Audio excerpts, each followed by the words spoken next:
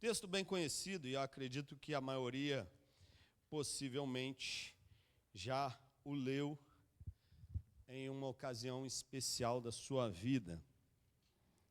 Já tivemos a oportunidade de fazer menção a alguns desses versos, mas hoje leremos todo o capítulo. São apenas 3 versículos e faremos a leitura de cada um deles. Diz assim, 1 Coríntios 13. Ainda que eu fale as línguas dos homens e dos anjos, se não tiver amor, serei como sino que ressoa ou como prato que retine.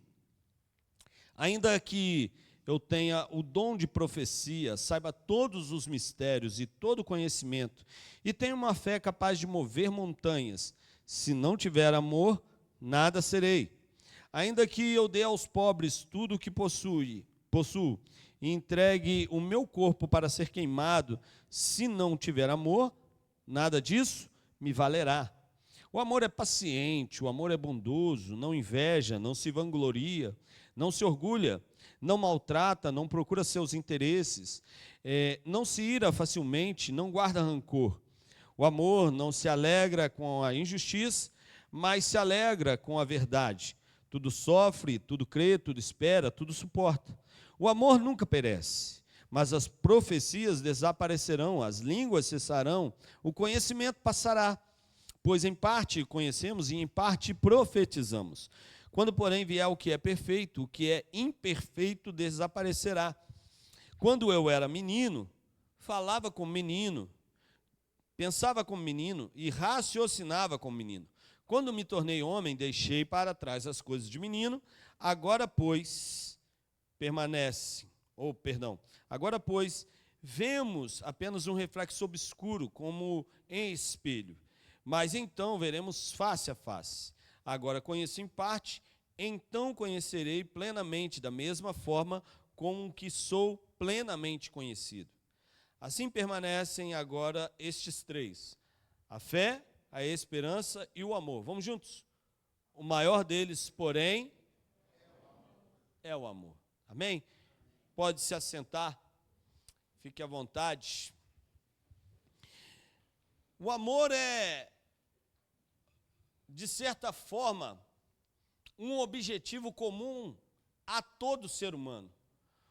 Uma meta a ser atingida, um propósito a ser alcançado, algo que, de alguma forma, todos nós trabalhamos para obter. Ou falou algum exagero? Enquanto solteiros, toda a preocupação para se arrumar, para estar, vamos dizer assim, bem produzido, cheiroso ou cheirosa, e preocupado de maneira especial com a aparência, para que, de alguma forma, possa a outra metade ser alcançada. Não é assim, solteiros? Tem algum solteiro aqui? A gente ora por vocês no final. Tem que se manifestar. Depois de casados, a preocupação, o zelo e o cuidado para agradar o amor, a pessoa especial que está do lado, deve ser na mesma intensidade.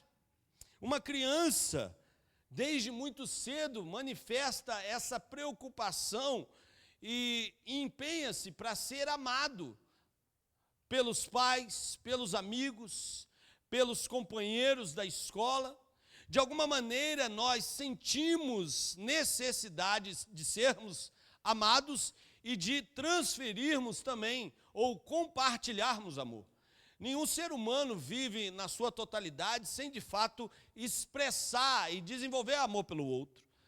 Por mais frios e indiferentes que possamos ser, por mais duras que as pressões da vida venham se revelar diante de nós e os problemas venham nos tornar ou tentar nos tornar inflexíveis e indiferentes, o amor pode, de fato, mudar toda essa realidade. E uma vez que nós experimentamos deste amor, e podemos, a partir daí, compartilhar, toda a nossa experiência de vida é transformada. A verdade é que o amor do Senhor é aquilo que torna possível a nossa relação com Ele.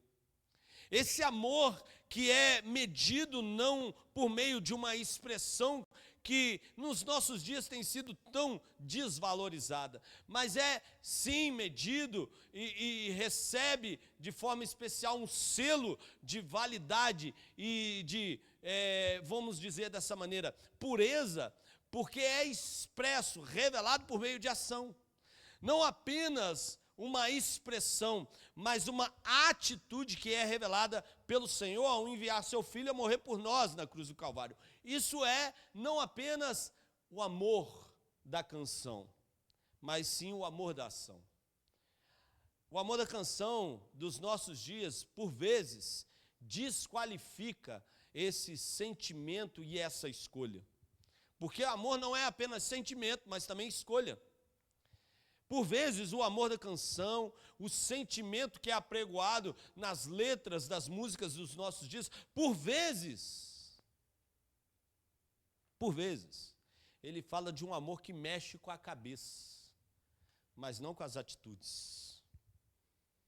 Fala de um amor que causa, de certa maneira, uma sensação que entorpece, que aliena, que por vezes torna a visão obscura, mas não nos leva de fato a experimentar o amor transformador que o Senhor tem por nós. Esse texto, Paulo vai resumir falando sobre o amor em uma, vamos dizer assim, uma galeria de assuntos sobre o reino de Deus. É interessante porque esse amor aqui expresso, revelado, não é o amor que por vezes nós ouvimos hoje. Não é o amor eros, não é o amor que é muito, vamos dizer assim, por vezes falado e pregado quando nós dizemos respeito a sensações e emoções e sentimentos carnais. Mas é um amor que nos leva à doação, que nos leva a ações que possam, de alguma maneira, mudar a realidade onde estamos inseridos. Paulo, no capítulo 12, nesse texto, vai falar sobre os dons, vai falar sobre unidade na igreja, e no capítulo 14, mais uma vez, ele vai falar sobre dons de profecias, dom de línguas, e no meio de todo esse universo, e de todo esse assunto sobre as muitas formas com as quais Deus nos usa e abençoa a sua igreja, no meio disso tudo, ele vai falar sobre esse amor. Esse amor que na expressão original é o ágape, não o amor agapau de Deus, mas o ágape, que por vezes ele é, vamos dizer assim, um amor no original do grego, um amor que é parecido à ideia da expressão, à ideia que é transmitida pelo amor filéu em algumas outras ocasiões anunciado dentro do texto grego. Esse amor aqui é o amor que Deus tem por nós e que Ele, de certa forma, comunica a cada um de nós para que sejamos capazes de também desenvolvê-lo. Você e eu fomos criados à imagem e à semelhança de quem? De Deus. E louvado seja o nome do Senhor, porque quando o texto fala de imagem e semelhança, não fala de física, não é verdade? Amém? Até porque Deus é maravilhoso, né?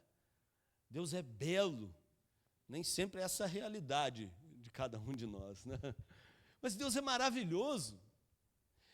O texto, quando vai falar sobre essa imagem, ele vai falar dessa qualidade que é comunicada pelo Senhor a cada um de nós. Essa capacidade que Ele nos dá de amar, de expressar amor pelo outro, seja pela nossa casa, pela nossa família, assim como também pela família de Cristo Jesus e os demais que nos cercam. Esse amor que Ele comunica a mim e a você e que Ele espera que sejamos capazes também de desenvolvê-lo. Deus, Ele não faz nada em vão. E Ele não nos trouxe a esse tempo de maneira vã. Por mais que, por vezes, o pensamento que venha povoar a sua mente, o seu coração, seja um pensamento voltado para uma ideia de acaso, de algo que fugiu ao controle, e por isso você está aqui, Deus nos trouxe a esse tempo por amor ao seu nome e por amor a cada um de nós. para que a sua glória se manifeste sobre cada um de nós. Amém? E amar ao Senhor nessa mesma medida é aquilo que Ele espera de mim, de você, de todos nós.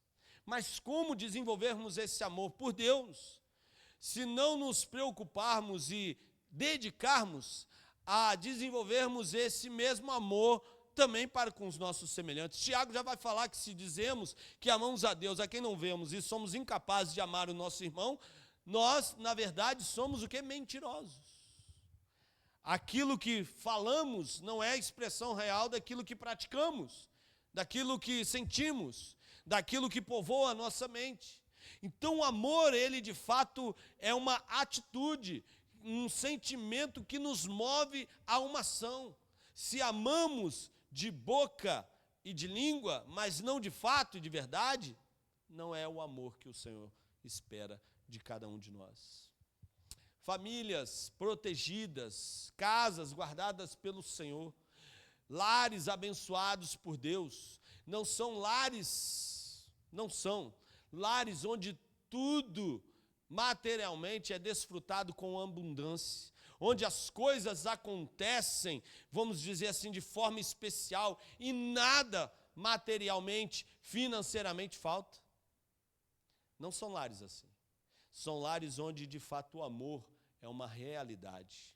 São casas que revelam esse amor doador, esse amor comprometido, esse amor que de fato leva uma ação. No versículo 7 desse capítulo que nós lemos, Paulo vai dizer algo muito interessante. O amor, tudo sofre, tudo crê. Quem está comigo? Tudo espera e tudo suporta. É muito comum nós ouvirmos sobre amor em nossos dias, mas diante das provas e lutas, o abandono, por vezes, é substituído pela essa ação de amor. Gente que abandona casa, gente que abandona filhos, gente que abandona esposo, gente que abandona esposa, gente que abandona igreja, porque as coisas aconteceram de forma inesperada, de forma que de fato não o agradou. Parece alguém que se senta à mesa de um restaurante e acha um cabelo na comida. Quem gosta de cabelo na comida aqui? Acha um cabelo na comida, se levanta e sai questionando, reclamando, murmurando do restaurante. Não acredita que um acidente pode acontecer. Acidentes acontecem nas nossas casas. As coisas, por vezes, não são ou não acontecem como nós esperamos. E a crítica, a repreensão, a rejeição não pode dar lugar ao amor. O amor tudo sofre, tudo crê, tudo espera, tudo suporta. Leão Tolstói e sua esposa disseram certa vez algo muito interessante. Todas as famílias felizes são iguais. As infelizes os são cada uma à sua maneira. Já olhou para alguém, ou para uma família, para uma casa muito feliz? Tem algumas particularidades, mas o caminho que os levou àquela realidade é basicamente o mesmo. Já teve a oportunidade de conversar com alguém assim? Uma família especial, que você olhou, nossa, quanta coisa legal eu pude aprender com essa família. Mas se você olhar o trilho que eles seguiram, o trilho o qual eles se dedicaram a trilhar, a caminhar, todos eles, todas essas famílias, o viveram ou desfrutam da felicidade pelo mesmo trilho. Não é à toa que Jesus já vai dizer que ele é a porta estreita. O caminho que conduz à felicidade, amados, e à alegria de fato, ele é estreito, porque ele é marcado por lutas, por dificuldades, que nos levam a valorizar cada uma das realidades que nós experimentamos na nossa vida.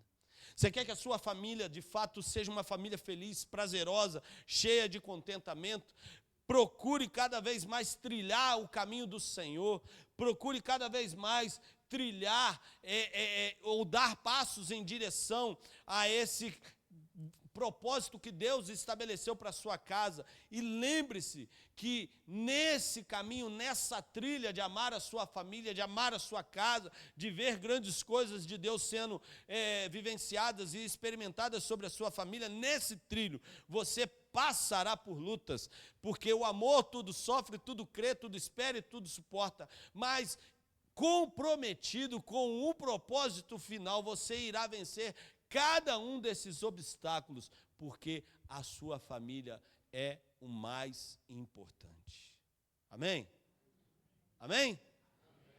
Sua família, sua casa, seus pais, seus filhos, sua esposa, seu esposo, são o mais importante para você. Em nome de Jesus. Portanto, sofra se necessário, mas creia que se o amor de Deus, se o Senhor tem agido sobre você e sobre a sua casa, você poderá todas as coisas, inclusive vencer essas lutas, porque é Ele quem fortalece a sua casa, a sua família. Em nome de Jesus.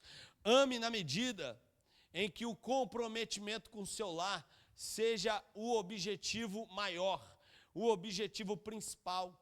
Ame na medida onde de fato a sua doação seja colocada à prova, onde de fato a sua disposição para caminhar mais uma milha é testada todos os dias. Ame na medida em que de fato você seja levado a ouvir mais e falar menos. Ame na medida que o Senhor espera que sejamos capazes de amar. Seja a sua casa, seja a sua igreja, seja aqueles que Deus tem colocado em seu caminho. Porque quando amamos nessa medida, nossa casa é protegida e abençoada pelo Senhor, em nome de Jesus. Porque passamos a barreira das palavras e nos preocupamos mais com as ações. Mas outra coisa que podemos aprender também com esse texto, está de forma especial no verso seguinte, verso 13. Ele diz assim: assim permanecem agora estes três: a fé, a esperança e o amor. O maior deles, porém, é o amor. Certa vez, uma revista americana chamada Red Book, ela fez uma pesquisa com 730 conselheiros aproximadamente e pesquisou quais eram os, vamos dizer assim, os motivos mais predominantes que faziam os lares se desfazerem, se desgastarem, as famílias se separarem. O primeiro motivo, quebra na comunicação. Quebra na comunicação. Casal que por vezes são capazes de dialogar na rede social, enquanto um está na cozinha e outro na sala. Isso acontece aqui na sua casa? Não, né? Em nome de Jesus. WhatsApp, né? Amor, desliga, manda, até para poupar tempo, né? Manda o áudio. Amor, desliga o negócio aí. Ah, mas você não está aí do lado? Ah, não, faz para mim. A quebra na comunicação, que por vezes é substituída por um hobby, por uma prática que pode, quem sabe, ser abandonada para que haja comunicação dentro de casa. Quanto tempo você gasta conversando, tendo um tempo de qualidade com seus filhos, com a sua esposa, com o seu esposo? Segundo ponto, perda de interesse e alvos entre o casal. Cada um tem os seus próprios objetivos, as suas próprias metas, e essas metas não são compartilhadas. Uma outra realidade que por vezes tem destruído muitas famílias: incompatibilidade sexual. Para quem é casado, essa deve ser uma preocupação do casal. O zelo, cuidado com isso. Isso é para quem é casado, jovens só depois do casamento, em nome de Jesus. Amém? Ixi, fiquei preocupado agora. Outra razão, infidelidade. Infidelidade, às vezes, revelada não pelo toque, pelo contato físico, mas também pela uma das grandes razões dos nossos dias para a quebra de muitos relacionamentos, a infidelidade virtual. Gente que se relaciona e mantém relacionamentos extraconjugais na internet, cada vez mais crescente. Mas tem um ponto interessante, que é o quinto ponto: o desaparecimento do companheirismo, da alegria, da cumplicidade e encantamento de viverem juntos. Sabe, às vezes, com o passar do tempo, a gente olha para o outro e consegue enxergar que ele ou que ela não é tão bonito assim, né? Porque no namoro, nossa, não tem pessoa mais linda no mundo. Amém? E depois de casado, isso continua, amém? Em nome de Jesus, amado. Os filhos, na mesma motivação, na mesma intensidade. Eu fiquei feliz esses dias que o Ravi chegou. O Ravi é pequeno, né? 6 aninhos. Chegou: pai, o senhor é o pai mais lindo do mundo. Eu falei: eu já sabia. Se perguntar para a Mariana, ela não vai falar isso. 13 anos, já tem razão, né? Mas a verdade, amados, que essa ausência de companheirismo, quando há perda no encantamento, a destruição da casa, há essa quebra no relacionamento.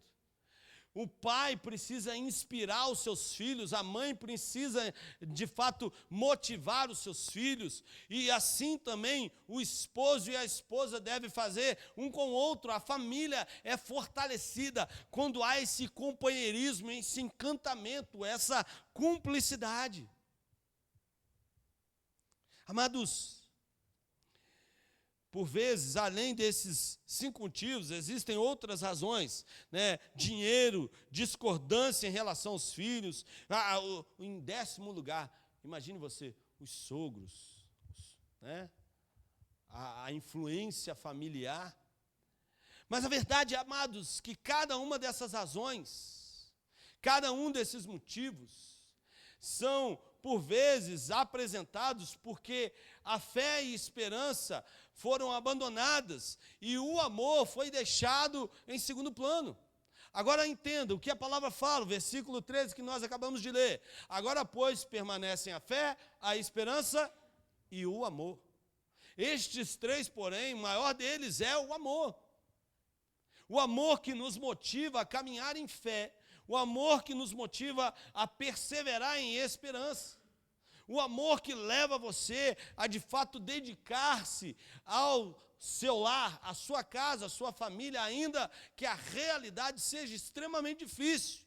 Diante dos seus olhos, o mundo pode ruir, mas você mantém o seu coração e a sua vida no Senhor. E aquele que começou uma boa obra, ele há de completá-la até o dia final. Aquele que está sobre a sua vida. Não é à toa que a palavra de Deus já vai dizer em 1 Timóteo, versículo 8, capítulo 5, se alguém não cuida dos seus parentes, especialmente dos da própria família, negou a fé e é pior do que um descrente. Texto pesado, Paulo ministrando a Timóteo, é pior do que um descrente. Sabe por quê?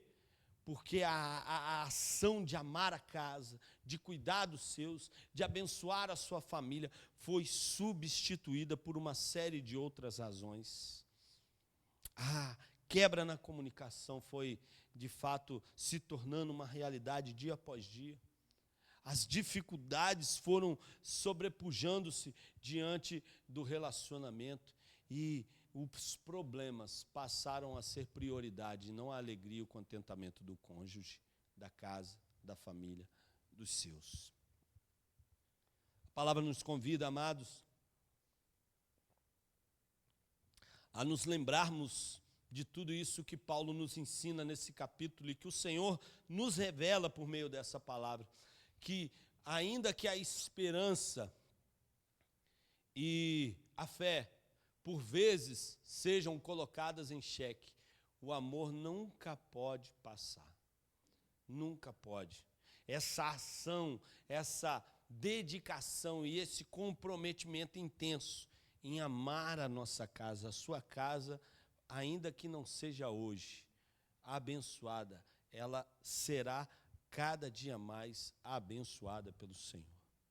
Ainda que ela não desfrute disso hoje, em nome do Senhor Jesus, você há de experimentar dias felizes, abençoados cada vez mais sobre a sua família. Amém?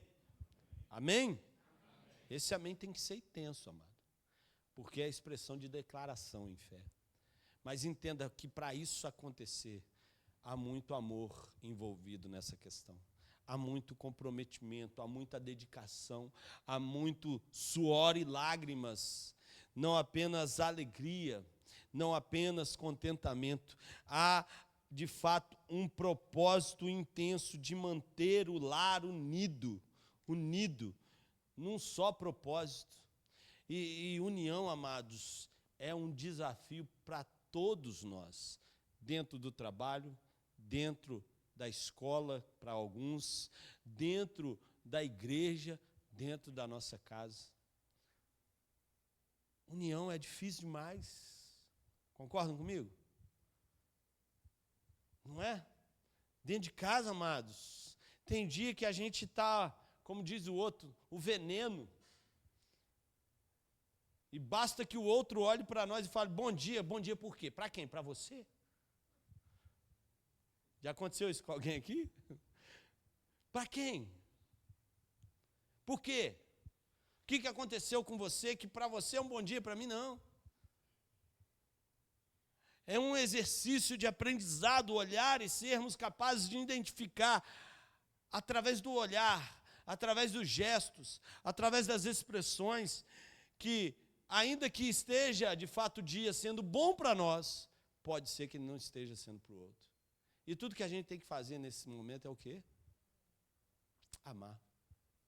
Amar. Sentar do lado e falar, eu estou à sua disposição, o que eu posso fazer por você? Tem gente que abusa, né? Às vezes a gente fica até com medo de falar, vai que ela abusa ou que ele abusa. Né? No dia de faxina, né? Amém. No dia de faxina, o que eu posso fazer por você? Tem isso, isso, isso. Não pergunte. Se você não quer viver problemas maiores, né? Mas a verdade, amados, é um desafio manter unidade. E por que é um desafio? Porque unidade é fruto de amor, de preço que é pago, de comprometimento e investimento nisso. Mas além de comprometimento, de unidade, de de fato um desejo de manter o lar num só propósito, é a necessidade também de esse objetivo que é movido por amor, de fazer de fato o lar ser próspero, o lar ser um ambiente de alegria. Não basta colocar uma plaquinha, né? Aqui que nós mora, nós é feliz, né? Essas plaquinhas que o pessoal coloca na porta ou na cozinha, né? Na área de lazer, perto da churrasqueira, e bota aquela plaquinha, né? Feliz. Não é essa plaquinha. É de fato a pessoa adentrar na cozinha de casa, na sala, colocar o pé na porta e sentir um ambiente diferente. Esse ambiente precisa ser aqui, amados. Amém? Não porque o lugar é diferente, mas porque o sentimento é diferente. Porque o comprometimento é diferente. Mas entenda, seu lar, nossa casa, precisa ser esse lugar próspero. Não onde há abundância e riqueza material, onde há uma geladeira de 3 portas repleta de tudo quanto é guloseima, né?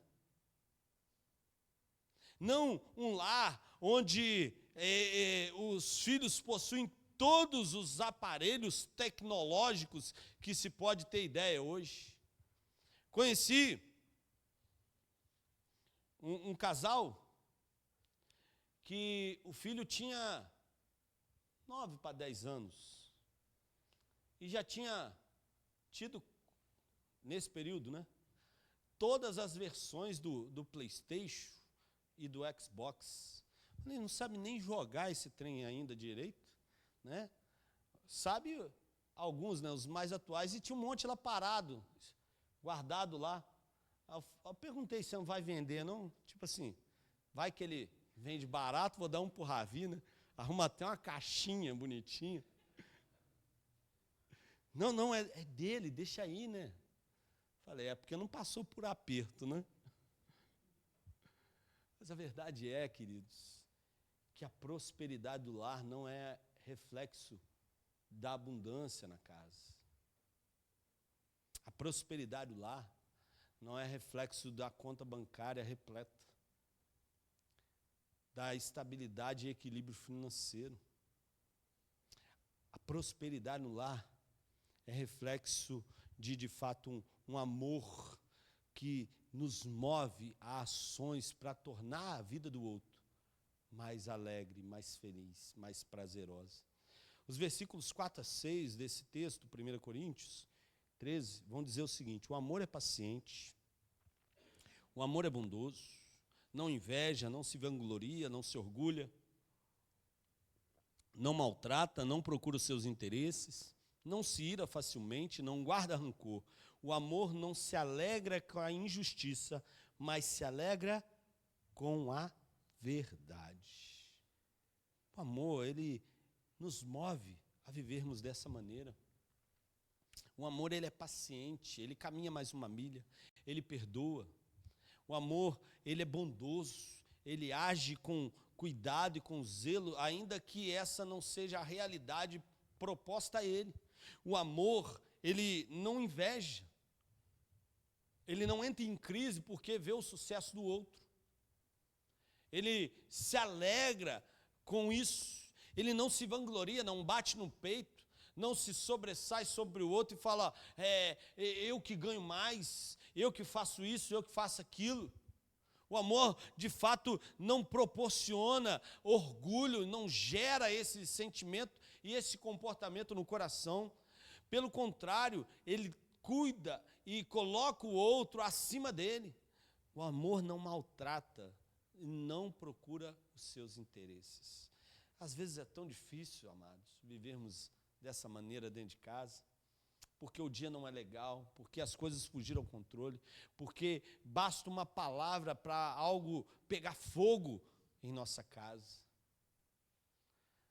Mas o Senhor nos convida a, de fato, entendermos que, para que o nosso lar seja próspero, nós precisamos amar nessa medida.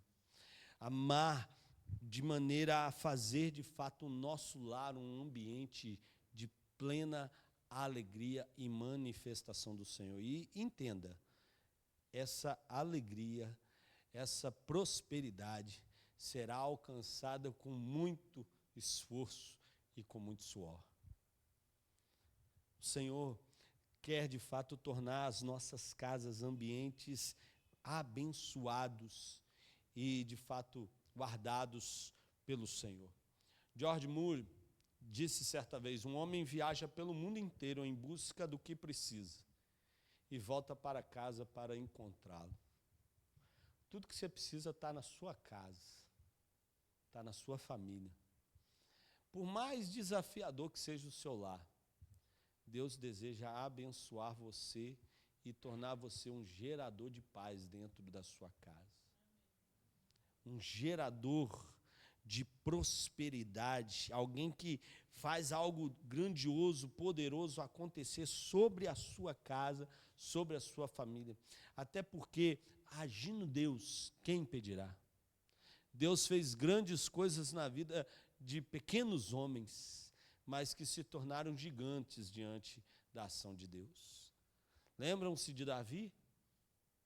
Pequeno, que derrotou um grande gigante, porque Deus agiu sobre a vida dele.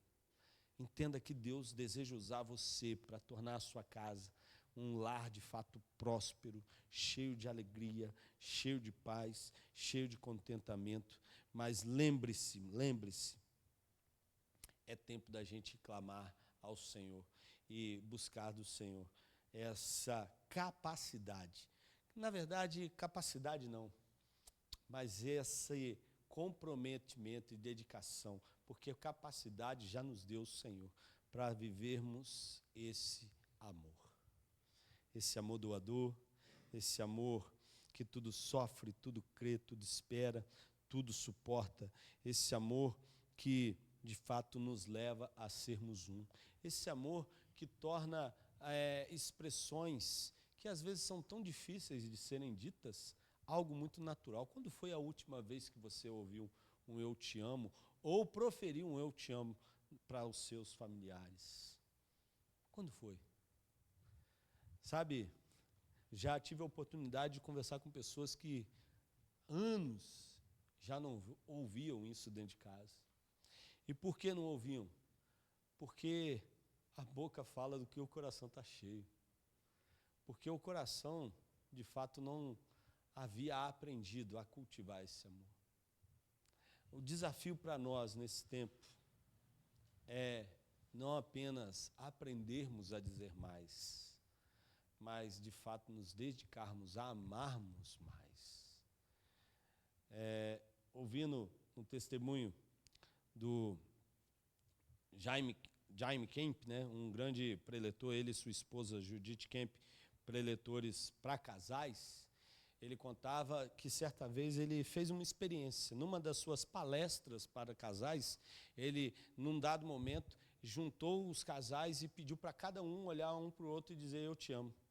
No final da palestra, um casal, há mais de 30 anos já casado, o abordou chorando copiosamente, porque há mais de 5 anos, na verdade há mais de 10, nenhum dizia para o outro essa expressão.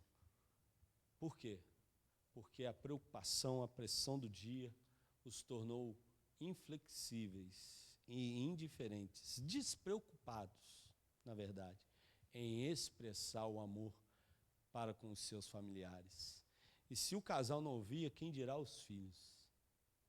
O desafio para nós, amados, nesse tempo, é vivermos esse amor doador, intenso, que preservará a nossa casa, que abençoará a nossa família e tornará o nosso lar um lar próspero, em nome de Jesus. Amém? Você pode se colocar de pé, fechar os seus olhos? Nós vamos, nesse